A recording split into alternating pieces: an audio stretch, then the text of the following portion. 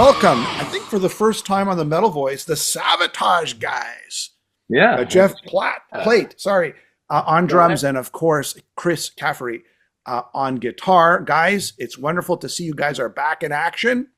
Yeah. Great to see you guys are back on the scene. Not that you've disappeared, but it's just nice to see you back. It's a ton of fun being back. I always look at like the one Eddie Murphy was in 48 Hours, and that guy Luther went to pick up that car. He hadn't been there for like 20 years to get it, and he was like, "We've been busy." It's kind of like we never really did disappear. We never broke up. We just, it's time. We blinked our eyes, and it's 20-something years late since we toured, and 10 years since we did Wacken, and it just feels good to have emails and messages and turn on your computer and see the Savatage logo and look at the posters of the festivals and not be frustrated because we're not there. I mean, it's because I love that part of my life, and now it just feels full circle. What was sort of the catalyst? What was the starting point of this reunion, we'll call it? I don't know if we want to call it a reunion, but we'll call it being back on the scene reunion. What was the catalyst? What was that? I'll ask Jeff, or I'll ask Chris this question, or both you can answer. Let Jeff answer that one to start, and I'll see if there's anything that I had heard, because a lot of times we speak to everybody differently, and we all came together at one point. But let Jeff answer that one. Well, I think the catalyst has just been the fan base. The fan base never gave up on us. They've been beating the drum for this reunion for years. The band never broke up. We haven't played properly. We haven't done a proper tour in over 20 years, but we never officially broke up. Obviously, we all work together in TSO. We've played a lot of this Savatage music in the TSO shows. Throughout the years, we've done at least one Savatage song per tour, I believe, at least one. So the music has been out there, and the fan base has been clamoring for this for the longest time. And man, I got to hand it to them. But John Oliva, several years ago, John is always writing music, and the plan was to do some recording. He's got a bunch of new ideas, do some recording, and get out there and let's do this again.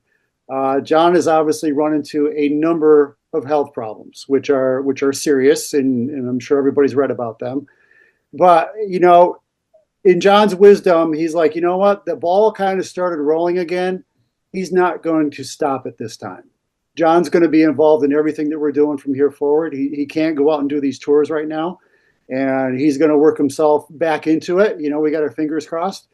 But I tell you, man, the music in general, the fan base, there's just a strength behind all that that's really kept the name alive, kept the interest alive. We're all here. We're all playing probably as well or better than we've ever played. It's not like we've been sitting around for 20 years doing nothing and decided to reunite. Chris and I, Johnny and Al, we've been doing these TSO tours every year, plus a number of things in the off season. So there's a lot of factors to this, but like Chris said, the excitement of seeing the reality of it, seeing the confirmed shows, seeing the posters. Chris and I have been basically joined at the hip since like 1995. We've done a lot of stuff together.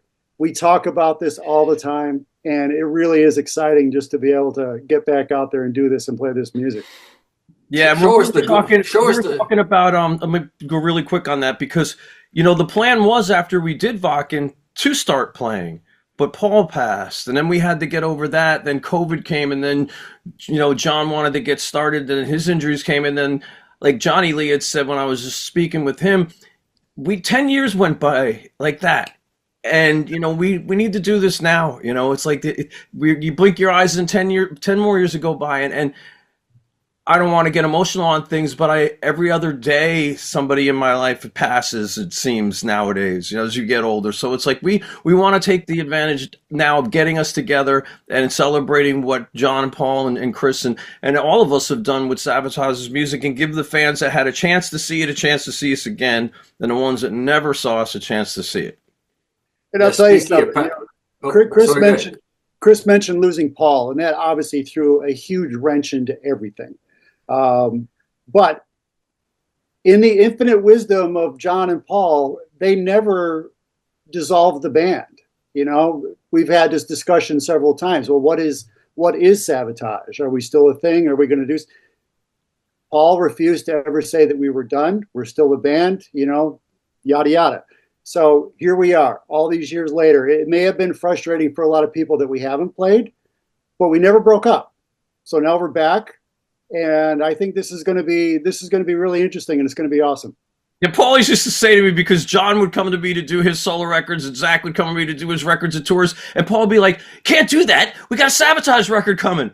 They're like, "Okay." 15 years later, I'm going like, I'm still waiting. So, I gave you Paul. I respected that side of things, but always knowing this was going to happen, I used to tell the fans, my crystal ball isn't working. When it happens, I will be there. And I wanted it probably as much, if not 10 times more than the fans, because, it was such an important part of my everyday life. The fans are fans of a band. And, Savatage was, a lot of my life for decades. And then, TSO came along, but, that piece of Savatage not being there, it's like I'm the one who's not married and have kids. It's like that part of my life being gone was a big part of me. So it means a lot for me to be back in that family, in that world. It really does. Yeah, and again, you were talking about the fans. I mean, you guys are headlining Into the Grave on the 13th of June. That's the Friday night show. So the interest, I mean, you're headlining, and like you said, you guys didn't break up, but you haven't been there for X amount of years. So how does that feel to be headlining? Like, you just announced it and now you're headlining.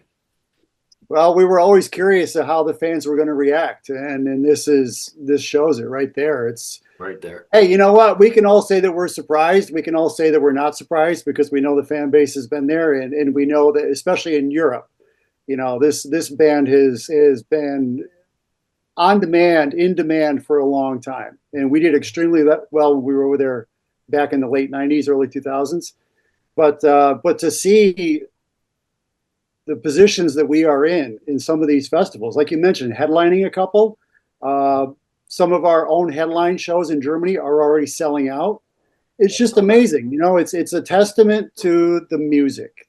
John Oliva, Chris Oliva, Paul O'Neill developed something, created something that people just love, and they're not letting go of it. And this was something for me when I joined Savatage in 1994. I knew about Hall of the Mountain King and Gutter Ballet and stuff like that. But once I started digging into the catalog, it's like, man, there is just some fantastic music here. And then obviously the band just went through so many changes in tragedy and this and that, but it all comes back to the songs and the lyrics. And Paul had a way of wrapping these albums up with a story, with a concept, and people just latched onto this and loved it. But yeah, man, we're excited. We can't wait to get to work and get over there and do these shows. Let me ask you this. So John has been probably writing music for a long time now, right? I'm sure who's going to be part of this music? Paul O'Neill, does he still have some sort of contributions left? Well, here's the thing. He always will have contributions left. I was talking about this again yesterday as well. We all work with Paul for, a lot of us 20 years at least, so there's no way you don't get the influences on how you write songs, on how you read lyrics, on how you would produce harmonies and parts and arrange songs and records and sounds. So Paul O'Neill will be producing this record even not being here, if that makes any sense to you, because those influences are inside every one of us to a point where it's kind of like, if somebody was working with Max Norman and, as his assistant engineer, and then all of a sudden they became a producer, it's like they'd learn from Max. And that's how we learn from Paul on all that stuff. I know that I never paid attention to lyrics as much as I did before I started working with Paul. And he would tell me that anybody could write a song about a car and a girl, but it takes something really special to change somebody's life. And when we first started going to Europe in 95 and 96 for Dead Winter Dead, I would see these kids show up from South America, from Egypt, from all these places we weren't playing, and they would come up to me telling me Savatage saved their life, that belief saved their life.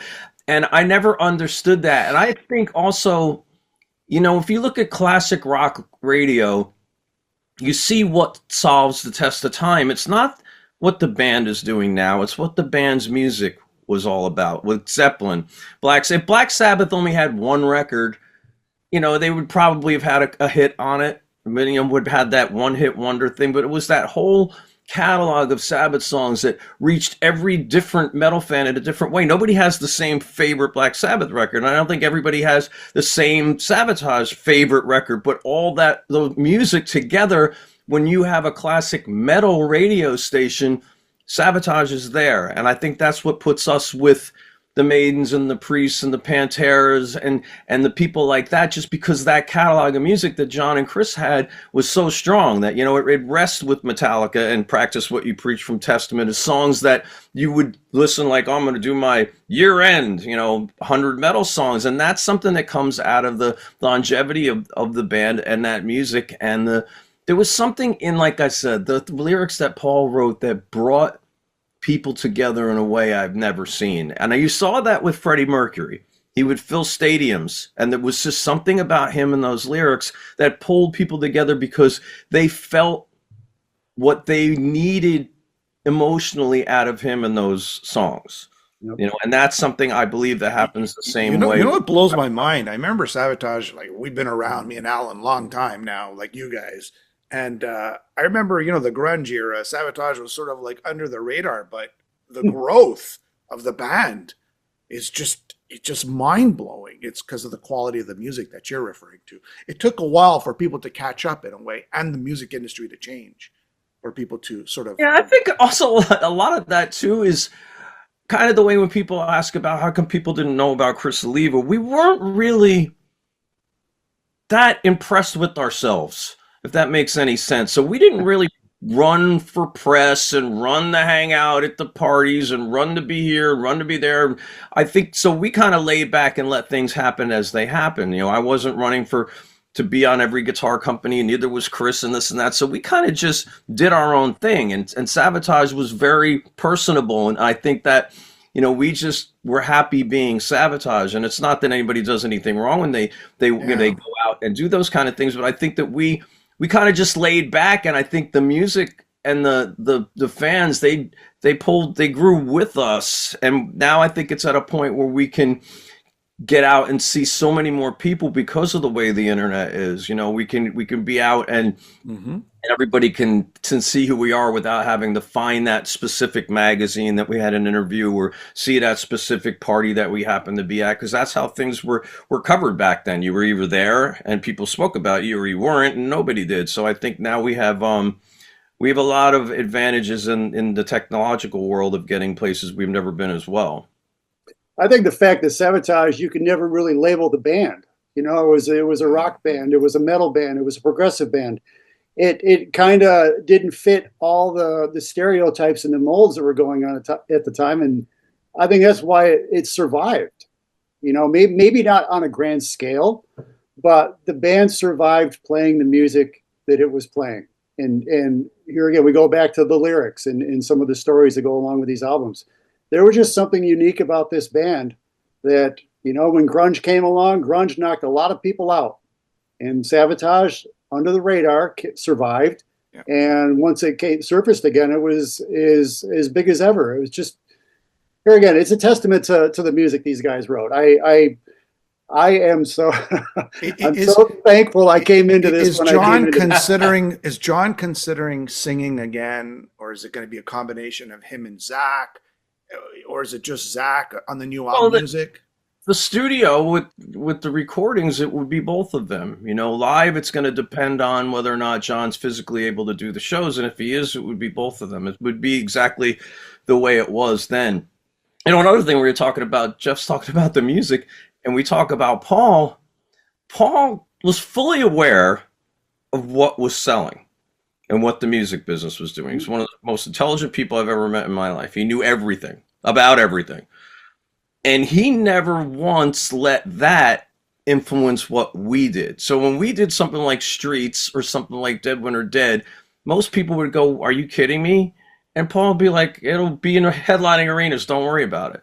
And that's basically what had happened with that, is he tunnel visioned into the creativity. and not the business side of what we had to do to sell what everybody wanted us to do. And I think that creates a lot of the longevity as well, because you have a distinct identity that isn't what is the flavor of the month. It's Savatage, it's Paul, it's Savatage, it's all of us together. And that was never constructed to be what anybody ever told us to be, because we never listened.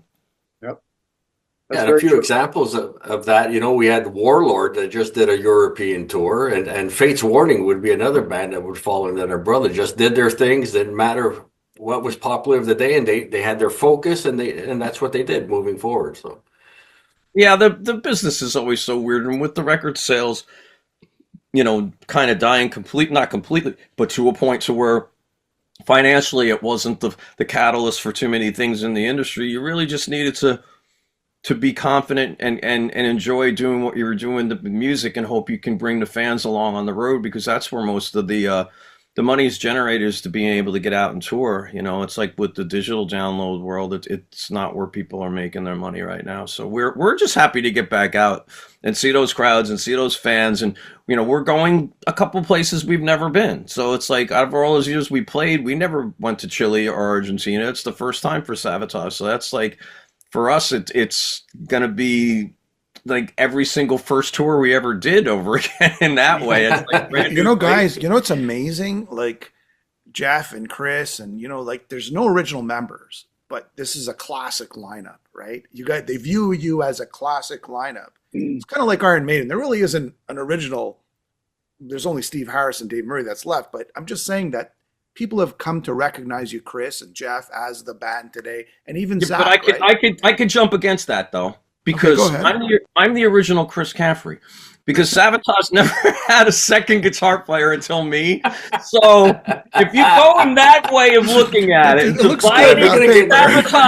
Savatage when they put in another guitar player, I'm the original. So yes, you do, and that was it. So but Johnny's been there since '85. I started playing in '87. So you're looking at 40 years with Johnny and closing in on 40 years with me. Jeff is 30 years, 31 years now. So it's like, you add all the time together with the people that aren't quote unquote original members. You add in Zach, you were close to 170 years of Savatage. So yeah, I think that should add up. And I mean, and John is going to be there every second that we're doing everything. He's going to be there at rehearsals. He's, picking the songs and going over it's going to happen with that. I'm sure we'll be working on the live arrangements, and if he could sing, he will. But for now, this is the way it is. So, I don't know, but technically, yeah, the actual live show may not have John, but John is still there and is going to be there. And if we can incorporate him through, the technology in any way, shape, or form on screens, we will, or something like that. So it'll be that, like I said, as much as humanly possible. But there's a lot of history of Savatage, and like you mentioned, Iron Maiden. I mean, when Dennis was gone and Adrian came in, it's like that change was quick. But Iron Maiden, if you even go back to their start, it was actually just Steve Harrison. That was it. Exactly, so. And then you don't have even with Judas Priest and stuff like that. That's right. I mean. But Ian Hill's technically the only original member in Priest right now. So. It's not like you guys were hired hands and you never were on any albums, right? That's the difference, right? Yeah, you have these bands who just hired hands. They've never played on any good albums or classic albums. It doesn't mean anything. But when you participate in the sort of the music and the culture of the band, and that's where it means something. So yeah, and even when I was out of the band for that year, I did a Dr. Butcher record with John, so it's not like, and a lot of that music was heavy music that we would have put on Savatage records anyway. So I mean it's been a long time, and I think that that there's some talk, there's some things that I get that you're not seeing Chris because you can't though. It's one of these things. He would be there if he could, so you can't let that music just disappear because of things like that. I teach guitar lessons online, and these kids come up to me. There's a 17-year-old kid that's a guitarist in a Savatage tribute band, and he's a really good guitar player at 17. And Chris Oliva, and he says myself, but I will mention Chris Oliva always because Chris is my influence, is his biggest influence. And that music is hitting those people. And for there not to be anybody playing it live, they're playing it live because they know people want to see it and hear it. There's cover bands in Brazil, there's cover bands in Europe, there's cover bands in Egypt. There was a Savatage cover band that played a festival in Egypt in front of 40,000 people. Oh my gosh! Yeah, so yeah. Imagine if we were to go there. The kids that I saw at festivals from Egypt told me that if we went there would be hundreds of thousands of people watching. Now I don't know because I've never been, but I know when I did Facebook and these other things, and I put my music page on, I would get tens of thousands of followers from Egypt and the Middle East and places like that. I mean, there's Savatage fans everywhere, and those kids didn't have TV and people telling them what to listen to. They had to find what they liked, and those people found Savatage from the music. Masters of Rock in Chile and Argentina. In Europe, Hellfest, Rockwave, and Grass Pop. So, I mean, you guys are like, this is like off the charts. And I'm assuming North America is next as a target? Well, right now we're taking things day by day. I think you guys know exactly what I know right now.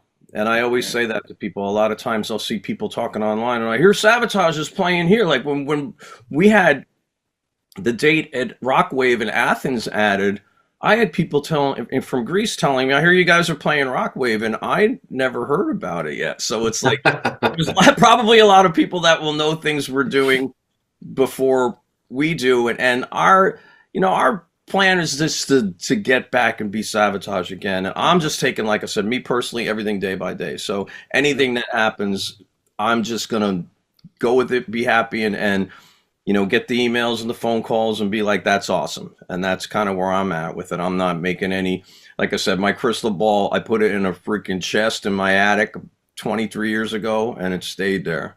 I'm going to. So. I'll say this. I think the existence of TSO has probably broadened the Savatage fan base in America. We might have more of a fan base here than we ever have.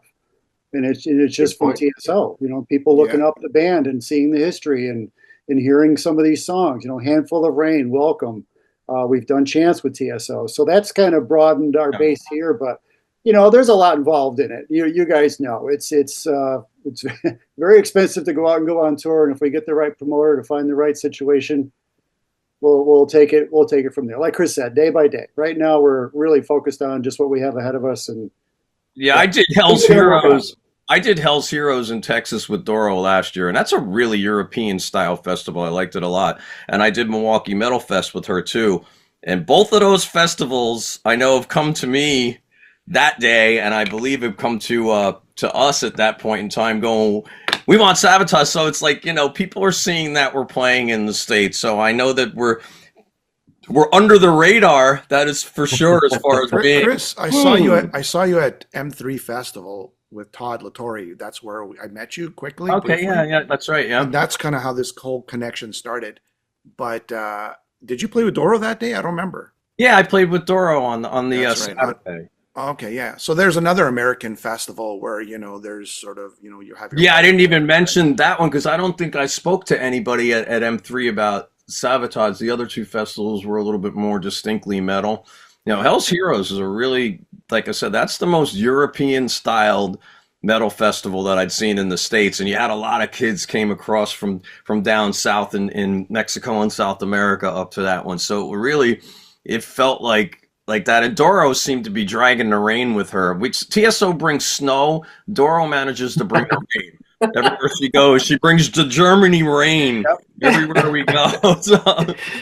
Usually when bands, have these little tours or in the festivals, they always release a couple of tracks just as teasers, just to get the excitement level up.